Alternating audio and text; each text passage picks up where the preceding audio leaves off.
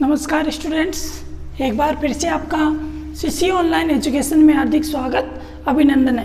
पिछली क्लास के अंदर हमने जो हमारी पाठ्य पुस्तक थी उस पाठ्य पुस्तक से तृतीय पाठ स्वराष्ट्र गौरवम को जाना। उम्मीद है पाठ आपको समझ में आया होगा। आज हम शुरू करने जा रहे हैं पुनः व्याकरण, और व्याकरण के अंदर हमारा जो टॉपिक है वो है समास। समास के बाद में पुनः हम पाठ्य पुस्तक में जाएंगे। पाठ्य पुस्तक इसलिए मैंने यहाँ बंद की है क्योंकि अपना जो चतुर्थ पाठ है वो थोड़ा बड़ा है, यहाँ इस बोर्ड के ऊपर वो नहीं आ पाएगा, तो उसके लिए अलग से वैसे ही वीडियो बनाया जाएगा। तो हम पुनः एक बार पाठ्य पुस्तक समास के बाद में शुरू करेंगे। तो समास के अंकवार की मैं बात करूँ तो हमारी परीक्षा की दृष्टि से इसका अंकवार कितना है? 3। ठीक है, अब हम परिभाषा की बात करते हैं समास की। तो समास की जो परिभाषा है वो है समसनम समास है। समसनम समास, यानी शब्दों का सार्थक मिलन ही क्या कहलाता है? समास कहलाता है। और इसके प्रकारों की हम बात करें तो संस्कृत भाषा में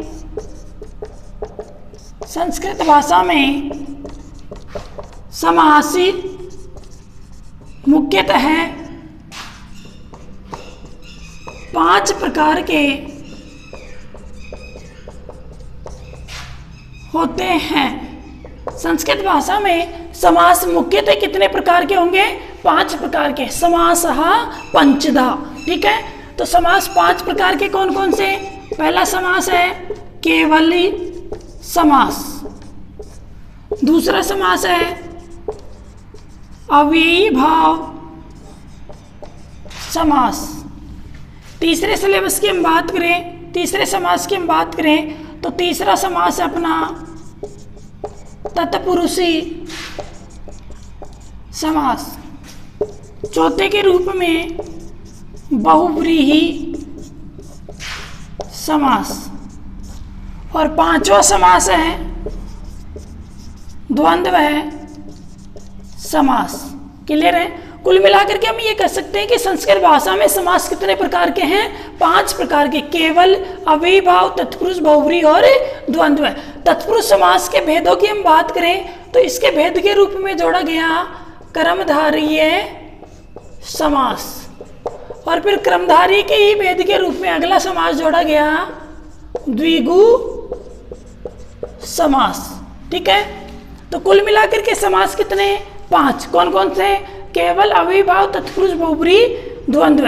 तत्पुरुष के भेद कर्मधारय और द्विगु। क्लियर है? अब अपने पाठ्यक्रम की हम बात करें, कक्षा 10 का जो आरबीएससी का सिलेबस है उसी आरबीएससी के हम पाठ्यक्रम के अनुसार बात करें तो हमारे पाठ्यक्रम में कौन कौन से समास जोड़े गए हैं? पहला समास हमारे पाठ्यक्रम में जोड़ा गया अव्ययीभाव समास, यहाँ से 1 अंक का प्रश्न आता है। ठीक है, उसके बाद में दूसरा अपने सिलेबस में समास जोड़ा गया कर्मधारय समास, यहाँ से 1 नंबर का प्रश्न आता है।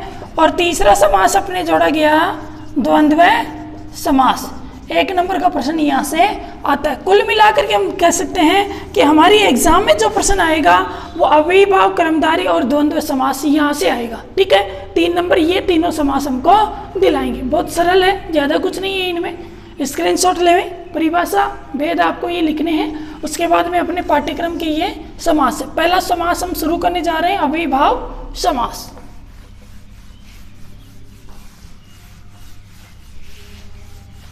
अव्ययीभाव समास की मैं बात करूं तो हम कह सकते हैं कि जहां पहला पद क्या होगा? अव्यय होगा, या फिर जहां पूर्व पद की क्या होगी? प्रधानता होगी, वहीं अव्ययीभाव समास होगा। ठीक है, पहला टॉपिक डाले आप ही, अव्ययीभाव समास। परिभाषा लिख रहा हूं मैं, यस्मिन् समासे पूर्वपदम प्रधानम अस्ति स अव्ययीभाव समास है। यस्मिन समास से पूर्व पदम प्रधानम अस्ति, यानी जिस समास में पूर्व पद की क्या हो, प्रधानता हो, वह समास कौन सा कहलाएगा? अव्ययीभाव समास। देखिए समास का नाम है अव्ययी भाव। तो यहाँ जो पहला पद होगा वो क्या होगा, अव्यय। यानी यहाँ जो पूर्व पद होगा उस पद में वो पद क्या होगा, अव्यय। इसका मतलब जैसे ही हमें ये दिखाई दे कि यहाँ पूर्व पद क्या है, अव्यय, तो एक बात तो फाइनल हो गई कि वहाँ इसमें कौन सा समास होगा, अव्ययी भाव। उसके बाद में जो उत्तर पद होगा, समास विग्रह दो पदों में होगा, पूर्व पद और उत्तर पद। तो जो उत्तर पद होगा उस उत्तर पद में क्या होगी, कोई संज्ञा।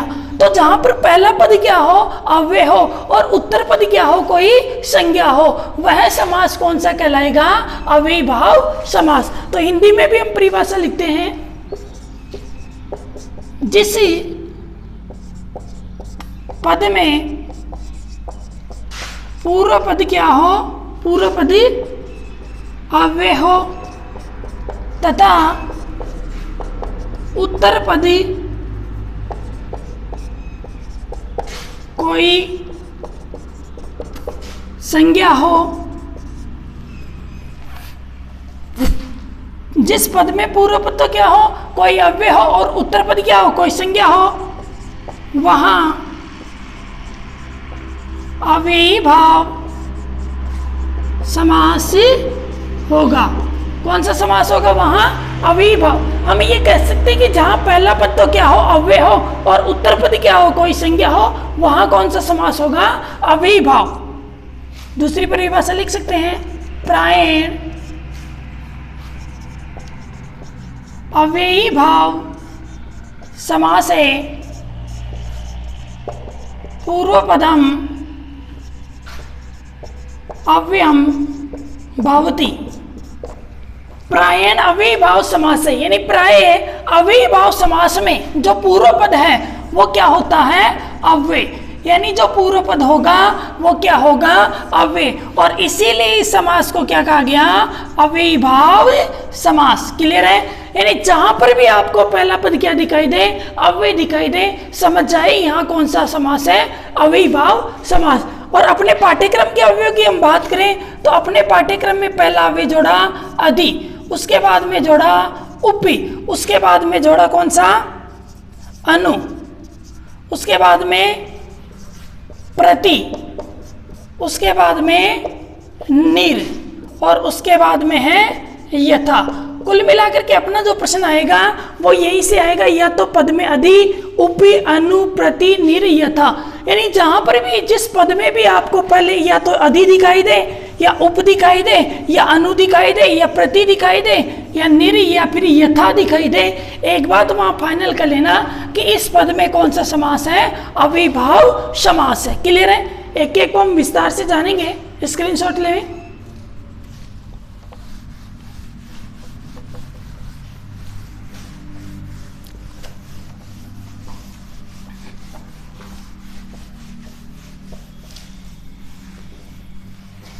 सबसे पहले हम बात करते हैं अव्ययों की। तो अपने सिलेबस में कौन कौन से अव्यय बताए, पहला बताया अधि, और अधि के साथ हम कौन सी विभक्ति का प्रयोग करेंगे, सप्तमी का। कौन सी विभक्ति लाएंगे, विग्रह पद में सप्तमी। और विग्रह पद में किसको दर्शाएंगे, अधि के लिए इति को। ठीक है। अधि जहां पर आएगा उस संज्ञा पद में कौन सी विभक्ति कर देंगे, सप्तमी। और अधि का अर्थ दर्शाने के लिए वहां किसका प्रयोग करेंगे, इति का। जैसे मैं एक उदाहरण की बात करूं, अधि हरि। ठीक है। अब अधि हरि का विग्रह जब हम करेंगे तो हरि में कौन सी करेंगे, सप्तमी विभक्ति, और सप्तमी में वहां रूप क्या बनेगा, हरौ। और अधि के लिए किसका प्रयोग करेंगे हम, इति का। और अपना विग्रह क्या हो गया, हरौ इति। समास क्या हुआ, अव्ययी भाव समास। उसके बाद में दूसरा अव्यय अपने सिलेबस में है उप। उप का प्रयोग कौन से अर्थ में करेंगे, समीप अर्थ में।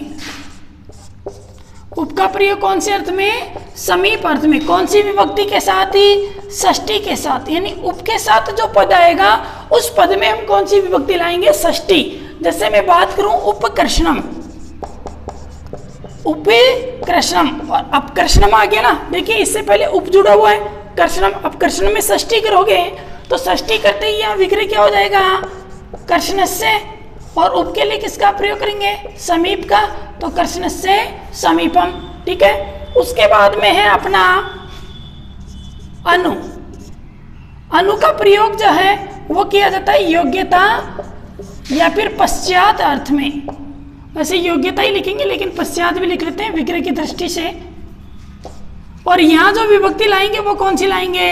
षष्ठी। ठीक है, कौन सी विभक्ति लाएंगे? षष्ठी। जैसे मैं बात करूं अनु विष्णु, अनु विष्णु। अब विष्णु उकारांत शब्द है, षष्ठी एक वचन में रूप क्या बनेगा? विष्णु। क्योंकि भानु शब्द में आपने कक्षा 9 में याद किया है भानु शब्द, तो वहां रूप क्या बनता है? भानु। तो यहाँ विष्णु का रूप क्या बन जाएगा? विष्णु। और अनु का प्रयोग यहाँ किससे दर्शाएंगे? पश्चात या फिर योग्यता से। तो अनु विष्णु पश्चात यानी विष्णु के बाद। ठीक है, उसके बाद में प्रति। प्रति का जो प्रयोग है वो कौन से अर्थ में करेंगे हम? विप्सा अर्थ में। विप्सा का मतलब यहाँ बार बार, यानी प्रति का जो अर्थ है वो कौन से अर्थ में करेंगे? विप्सा अर्थ में। और विभक्ति कौन सी लाएंगे? यहाँ द्वितीय, यानी जिस पद के साथ भी प्रति जुड़ा हुआ होगा उसका हम विप्सा यानी बार बार उसका, यानी 2 बार हम ये कह सकते हैं उसका प्रयोग करेंगे। जैसे मैं कहूं प्रतिदिनम, अब प्रति क्या है? अव्यय है, उसके बाद में दिन संज्ञा आ गई ना, तो इसका मतलब यहाँ समास तो कौन सा है? अविभाव। अब दिनम का कितनी बार प्रयोग करेंगे? बार बार, यानी 2 बार इसका प्रयोग करेंगे। तो विग्रह क्या हो जाएगा? दिनम, दिनम प्रति को प्रति ही रहने देंगे।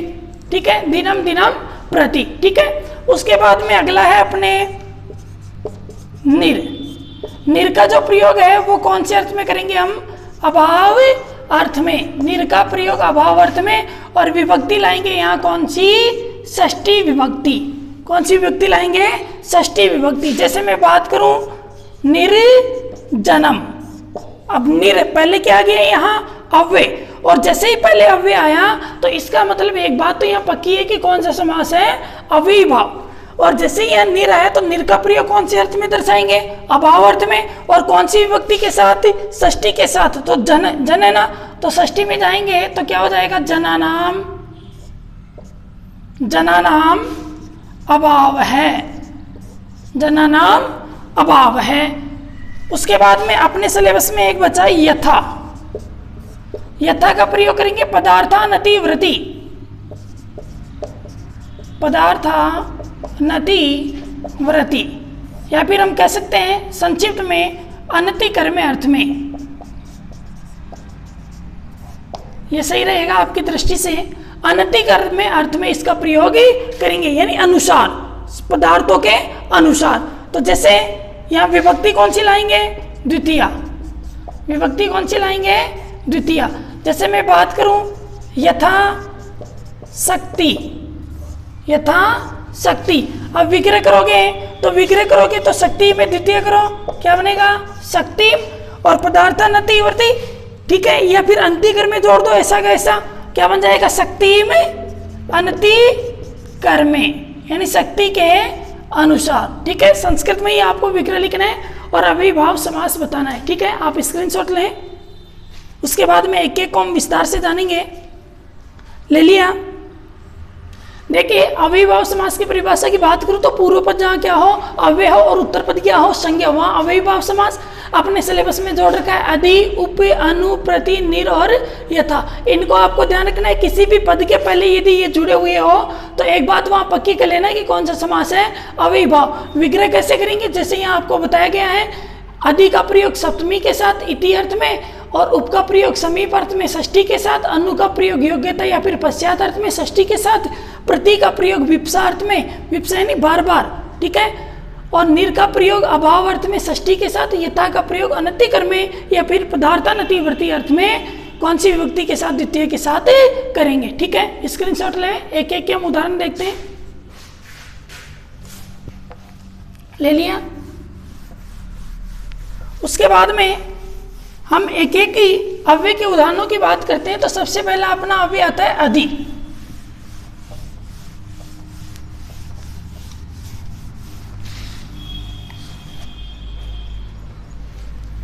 सबसे पहले आप डालेंगे अधि। अधि का प्रयोग अभी बताया था कौन सी विभक्ति में? सप्तमी। और कौन से अर्थ में? इति अर्थ में। ठीक है, उदाहरण लिखेंगे अधि हरि, विग्रह क्या हो जाएगा, हराऊ इति। उसके बाद में अगला उदाहरण, अधि स्त्री, विग्रह क्या हो जाएगा, स्त्रियाम इति, स्त्रियाम इति। उसके बाद में अगला उदाहरण है अधि गोपम, तो गोपी इति। सभी पदों में कौन सी विभक्ति है, सप्तमी, और सप्तमी के साथ मैं कौन सा प्रयोग कर रहा हूं, इति का प्रयोग, ठीक है ना। आपको ये ध्यान रखना है कि हमें सबसे ज्यादा बार बार क्या है, शब्द रूप याद करें। जैसे ही आप शब्द रूप की याद करोगे सप्तमी विभक्ति में जाओगे, रूप आपको खुद ही याद हो जाएगा। और जैसे ही रूप याद हो गया, हमें क्या जोड़ना है, इति, और इति जोड़ते ही अपना क्या हो गया, विग्रह हो गया। और यहाँ कौन सा समास हुआ, अविभाव समास। क्लियर है। उसके बाद में अधि के बाद में दूसरा है अपना उप।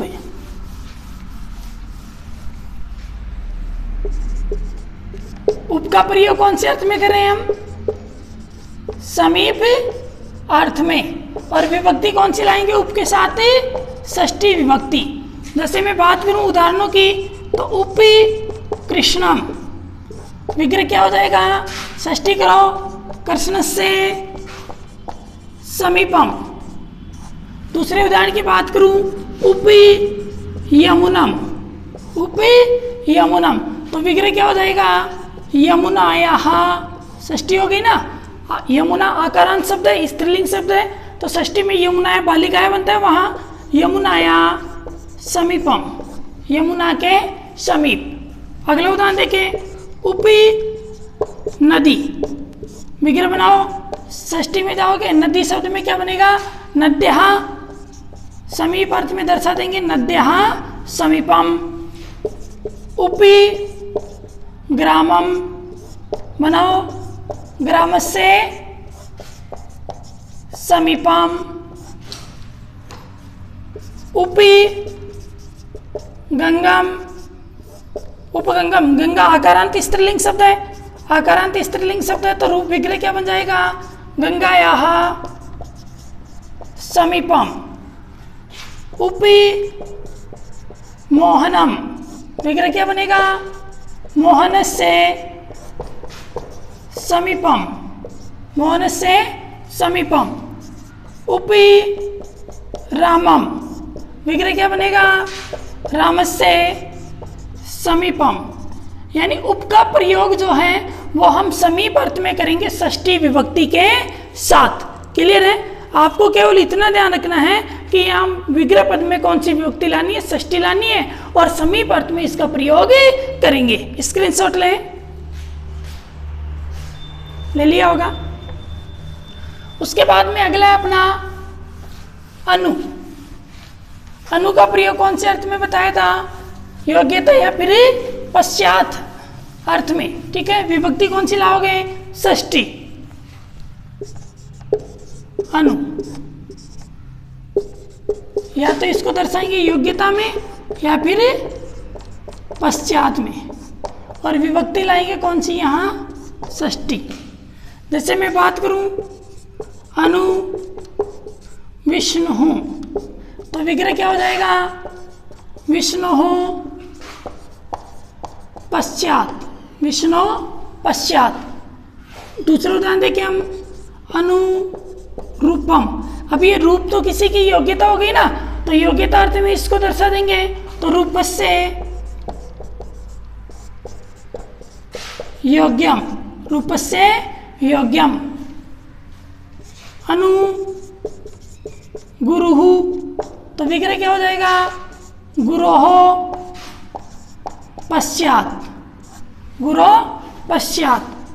अनुकूलम, तो कुलस्य, कुल की योग्यता के अनुसार, कुलस्य योग्यम। ठीक है ना। यानी अनु का जो प्रयोग है वो हम कौन से अर्थ में करेंगे, योग्यता या फिर पश्चात अर्थ में, और विभक्ति लाएंगे कौन सी, षष्ठी। अगला उदाहरण देखिए, अनु रथम, विग्रह क्या बनेगा, रथस्य पश्चात, रथस्य पश्चात। क्लियर है। अनुगंगम, अनुगंगम, विग्रह बनाओ, आकारांत शब्द है तो क्या बन जाएगा, गंगायाः पश्चात, गंगायाः पश्चात, ठीक है ना। स्क्रीनशॉट ले वे। अनु का प्रयोग कौन सी विभक्ति में, षष्ठी में, किसके साथ, योग्यता और पश्चात अर्थ में। जैसे हमने उदाहरण देखा, अनु विष्णु विष्णु पश्चात, अनुरूपम रूपस्य योग्यम, अनुकूलम कुलस्य योग्यम, अनुगुरु गुरो पश्चात, अनुरथम रथस्य पश्चात, अनुगंगम गंगाया पश्चात। उसके बाद में अगला अपना प्रति।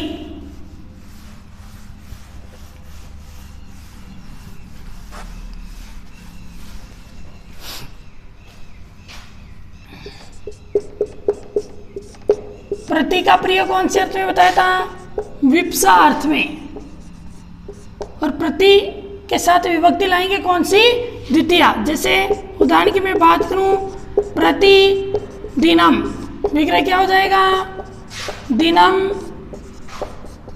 दिनम प्रति, दिनम दिनम प्रति। अगले उदाहरण की बात करें, प्रति क्षणम, विग्रह बना दो, क्षणम क्षणम प्रति, क्षणम क्षणम प्रति। अगला उदाहरण देखो, प्रत्येकम, यण संधि करके यहाँ पद बनाया हुआ है, एकम पद अलग हो जाएगा, तो एकम,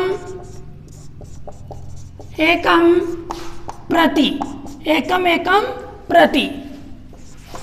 प्रति पलम, विग्रह बनाओ, क्या बनेगा, पलम पलम प्रति। अगला उदाहरण देखो, प्रति वारम, क्या बनेगा, वारम वारम प्रति। प्रति गृहम, विग्रह क्या बनेगा, गृहम गृहम प्रति, गृहम गृहम प्रति। प्रति दिनम बना दिया, प्रतिदिनम। तो प्रति का जहां पर भी अर्थ होगा वहां विप्सार्थ में इसका प्रयोग करेंगे, और विप्सा के साथ ही कौन सी विभक्ति लाएंगे, द्वितीया, प्रत्यर्थम। अगला उदाहरण देखो, प्रत्यर्थम, विग्रह क्या बनेगा, अर्थम अर्थम प्रति, ठीक है। और समास कौन सा हो जाएगा यहाँ, अव्ययीभाव समास। प्रति के बाद में अगला अपना है निर, स्क्रीनशॉट ले।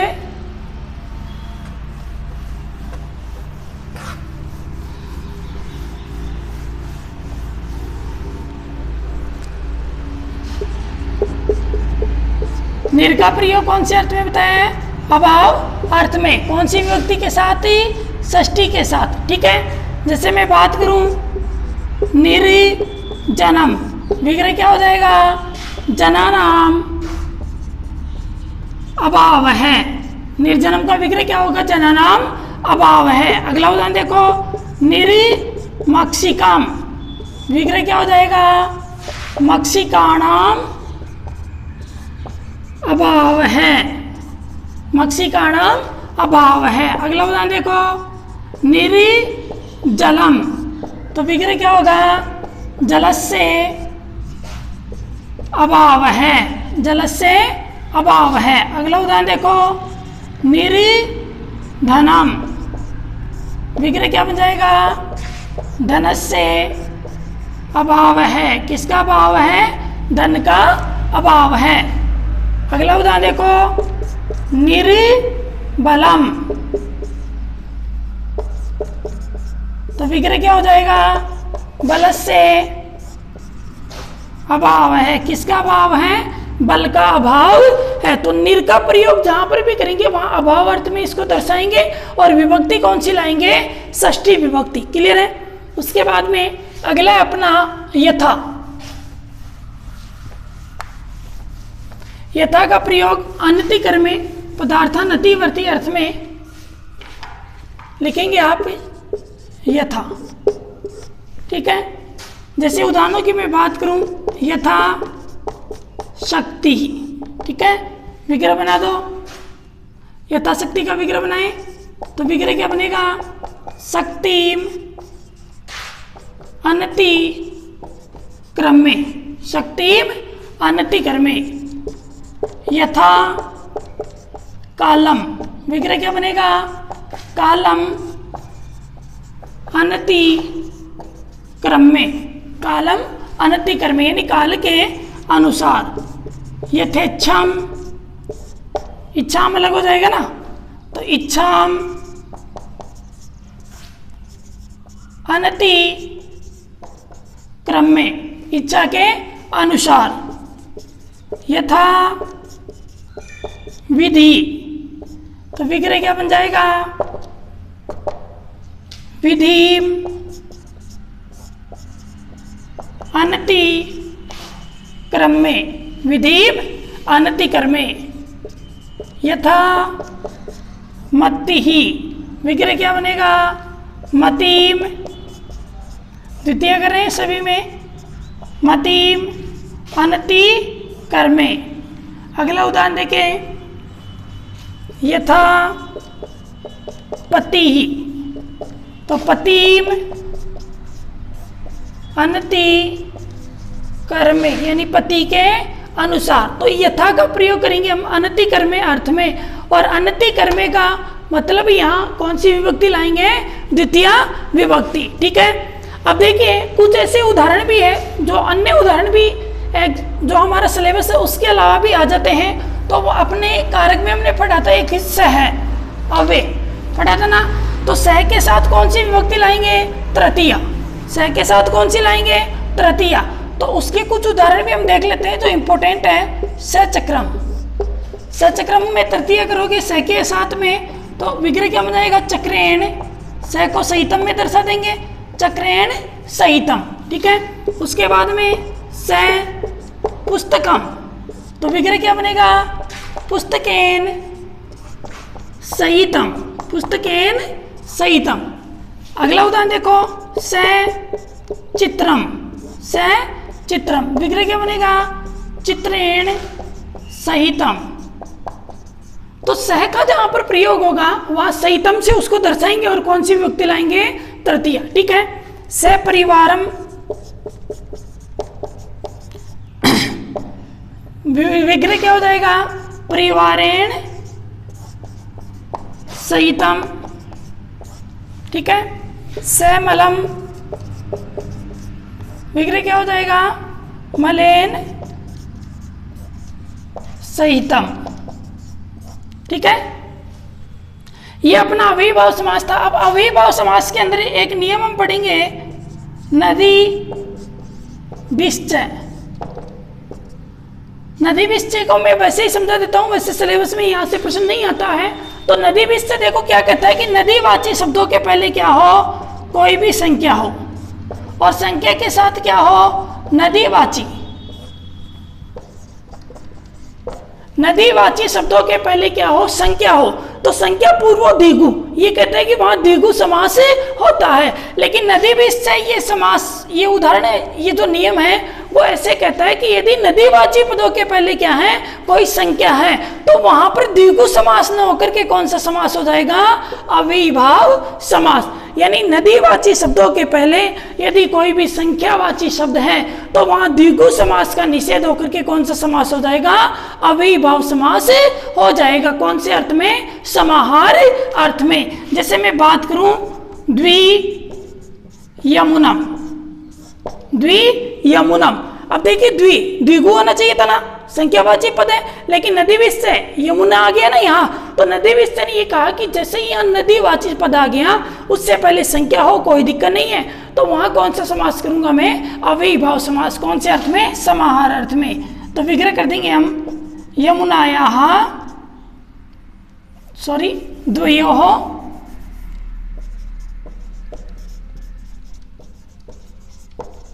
यमुनयोः समारः, द्वयोः यमुनयोः समारः, यानी दो यमुनाओं का समूह है। उसके बाद में पंच गंगम, पंचानाम गंगा नाम समारः। तो यही कहा कि जहां पर नदीवाची पद है उससे पहले क्या है? संख्यावाची है। तो वहां पर द्विगु समास न होकर के कौन सा समास हो जाएगा, अव्ययीभाव समास हो जाएगा। क्लियर है? उम्मीद है अव्ययीभाव समास आपके समझ में आया होगा। यदि किसी विद्यार्थी की कोई दिक्कत है अव्ययीभाव समास से संबंधित तो वो कमेंट बॉक्स में लिखे। ठीक है, धन्यवाद। जय हिंद, जय भारत। अगला समास हम पढ़ेंगे क्रमधारय समास, वो अपनी अगली क्लास में। धन्यवाद। उससे पहले एक निवेदन है छोटा सा, चैनल को लाइक करें, शेयर करें और सब्सक्राइब करें। वीडियो को अंत तक देखें, अपनी कॉपी में नोटबुक में इनको लिखते रहें। फिर भी कोई दिक्कत हो आप परामर्शी ग्रुप की जो सेटिंग है वो भी टाइम पर ऑन की जाती है, तो वहाँ पर भी आप उस बारे में अवगत करा सकते हैं। धन्यवाद। जय हिंद, जय भारत।